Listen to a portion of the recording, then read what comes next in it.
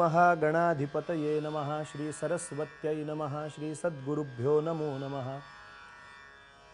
मालाकमण्डलुरधः करपद्मयुग्मे मध्यस्थपाणियुगुले डमरू त्रिशूले यस्यस्त ऊर्ध्वकरयोः शुभशङ्खचक्रे वन्दे तमत्रिवरदं भुजषट्कयुक्तं जितेन्द्रियगणाग्रणिर्रभितः परे ब्रह्मणि कलौ श्रुतिपथावने त्रितनयोऽवतीर्णस्वयं करात् सुकमण्डलुः कुमतखण्डने दण्डभृत् पदप्रणतवत्सलो जयति वासुदेवो यतिः।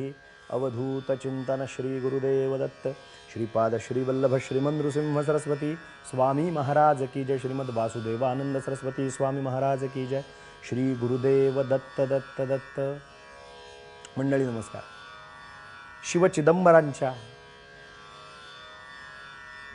सिद्ध पुरुष असलेल्या पूर्ण अवतारी असलेल्या दत्त अवतारी असलेल्या शिवचिदंबरांचं चरित्राख्यानाचं अवगाहन करत असताना आजच्या दिवशी काय पाहायचं तर या शिवचिदंबरांचा विवाह कसा झाला।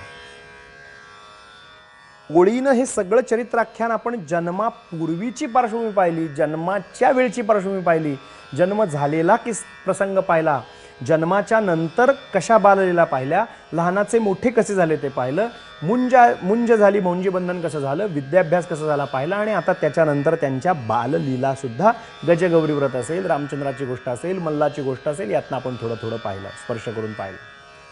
आता हे शिवचिदंबर यांनी गृहस्थाश्रम कसा स्वीकारला थोडंसं पूर्वी आपल्याला जर आठवत असेल तर एक 2-3 चरित्र भागापूर्वी 2-3 भागापूर्वी ज्यावेळेला यांचा जन्म झाल्यानंतर ब्राह्मणांनी भविष्य यांच्याबद्दलचं जातकर्म होतं त्या दिवशी जे भविष्य वर्तवलं त्याच्यामध्ये एकानं असं भविष्य वर्तवलं होतं की भगवान महादेवांप्रमाणे द्विभार्या योग सुद्धा म्हणाले कदाचित संभवतो।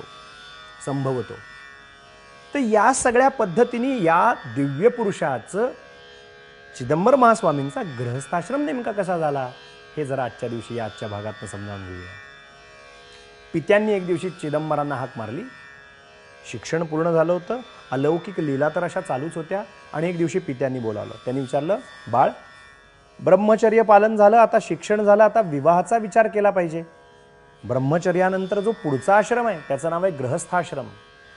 आपण साक्षात शिवावतारी आहात, आपण आता आपल्या विवाहासाठी काही मनामध्ये विचार करावा अशी एक वडील म्हणून माझी तुमच्यापाशी विनंती आहे। वडिलांचा विचार चिदंबर महास्वामींनी ओळखला आणि त्यांच्या लक्षात आलं की इथून पुढचं जे आपलं काम आहे त्या कामाच्या अनुसार आता गृहस्थाश्रम स्वीकारणं तितकंच गरजेचं आहे। वय वर्ष 16-17 असेल, 16-17-18 असं वय असेल, अतिशय तरुण वय, आणि जुन्या काळातल्या पद्धतीप्रमाणे 16-17 वर्षाचं वय आणि विवाह करण्यायोग्य असं वय वर चिदंबरांसारखा आहे, आणि आता वधू ही चिदंबरांसारख्या वराला कुठली वधू प्राप्त होईल सगळ्यांना उत्सुकता शिगेला पोचली आहे। एवढ्यात माढवी उपनाम असलेले लिंगोपंत नावाचे एक सद्गृहस्थ मुरगोडला स्वतःहून आले, मार्तंड दीक्षितांची भेट घेतली आणि ते म्हणाले की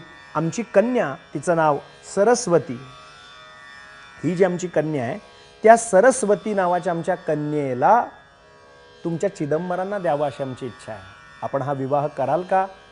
म्हणून स्वतःहून हे लिंगोपंत मार्तंडांच्या पुढे प्रस्ताव घेऊन आले। हे स्थळ चालून आलं घरी, विवाहाची भूमिका तयार होतच होती, आणि अशा सर्वांमध्ये या सरस्वतीचा अंगीकार करावा असं ठरलं, आणि त्याप्रमाणे सरस्वतीच्या बरोबर शिवचिदंबरांचा विवाह झाला। शिवचिदंबरांचा विवाह झाला, लिंगोपंतांनी अतिशय विधियुक्त असं कन्यादान या ठिकाणी केलं, आणि सरस्वतीचं यथासांग सालंकृत कन्यादान केलं आणि तिची बोलावणी केली। अशी अतिशय थाटात शिवचिदंबरांचा विवाह झाला असं चरित्राख्यानात वर्णन, त्यांची पोथी मिळते ती आपण अवश्य वाचा, आपल्याला लक्षात येईल। मला इतकंच सांगायचं आहे, सरस्वती नावाच्या या लिंगोपंतांच्या मुलीबरोबर यांचा विवाह झाला, थाटामाटात विवाह झाला, आणि आता परत ही सरस्वती आता घरी आली, मार्तंड दीक्षितांची सून झाली बरं का.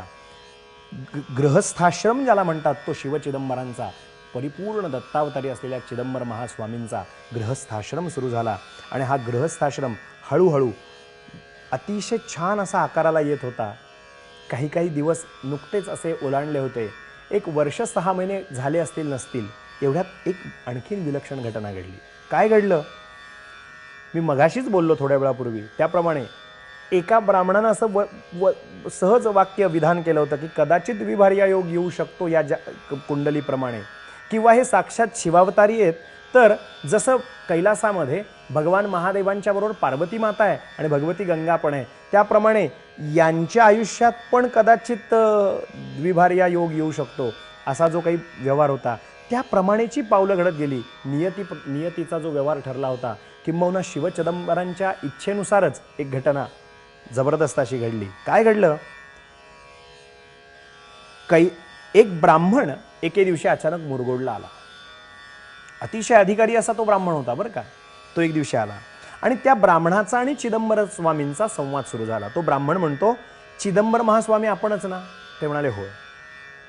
ते म्हणाले, शेल्लीकेरी नावाचं एक गाव आहे, त्या शेल्लीकरी नावाच्या गावामध्ये मणिगिरी नावाचा एक सदाचारी ब्राह्मण राहतो.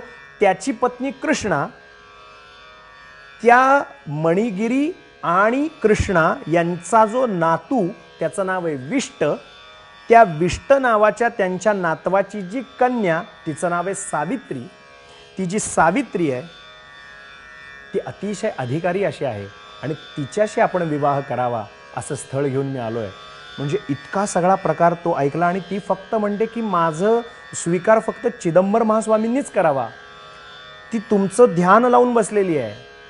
तो प्रस्ताव, दुसऱ्या विवाहाचा प्रस्ताव आपल्या वडिलांपुढे त्या ब्राह्मणाकडनं आलेला ठेवला चिदंबर महास्वामींनी. वडिलांनी होकार दिला आणि परत शेल्लीकरी नावाच्या गावामध्ये जाऊन हा दुसरा विवाहही थाटात पार पडला. आणि या विवाहानंतर सावित्रीसह विवाह झाला होता, मुरगोडला आले. आणि ही जी दुसरी जी पत्नी आहे हिचं नाव आहे सावित्री, पहिली आहे तिचं नाव आहे सरस्वती. ह्या सावित्रीला घेऊन मुरगोडला आले. आता सरस्वती आणि सावित्री यांच्यासह शिवचिदंबर महास्वामींचा सुंदर असा गृहस्थाश्रम सुरू झाला. आता गृहस्थाश्रम स्वीकारल्यानंतर पुढे काय काय घडलं, यांच्या आईवडिलांचं काय झालं आणि पुढे यांचा गृहस्थाश्रमाचा विस्तार कसा झाला, मी उद्याच्या चरित्राख्यानात आपल्याला सांगतो. आज बाणीला विराम देऊ, अत्रिपुत्र दत्तात्रेयांच्या पवित्र नामाचं स्मरण करू आणि आज इथेच थांबू. अवधूत चिंतन श्री गुरुदेव दत्त दत्त दत्त.